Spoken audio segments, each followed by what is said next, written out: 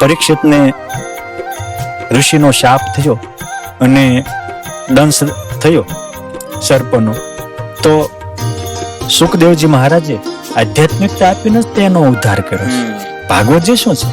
આધ્યાત્મિકતાનો main ગ્રંથ છે. અને હજારો મળતા ને તારી લીધા ભગવાન સ્વામિનારાયણથી વચનામૃત વગેરે આધ્યાત્મિક ગ્રંથોનું પાન પકાઈને કર્યું છે. એટલે આધ્યાત્મિકતા હશે તો જ તમે ચિંતા મુક્ત જીવન જીવી શકશો.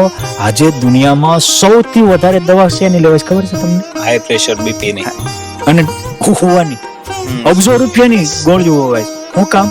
અને એ બધાને ઊંઘ નથી ને રાતની આવતી, એ રૂપિયાવાળા નથી ના, રૂપિયાવાળા જ છે. મારે કેવું છે કે જો રૂપિયાથી જ શાંતિ મળતી હોત તો ખાલી પેલા ઊંઘ તો મળવી પડે જ ને. હું પણ રૂપિયા આપીને લેવી પડે છે. હું પણ રૂપિયા આપીને ખરીદવી પડે છે.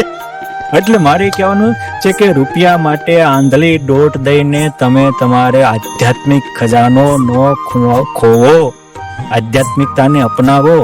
જેટલા તમે આત્માને પરમાત્માની સન્મુખ થશો એ જ શાંતિનો રાજમાર્ગ છે અને એ જ તમારું ઉત્તમ કેરિયર બનાવનાર છે.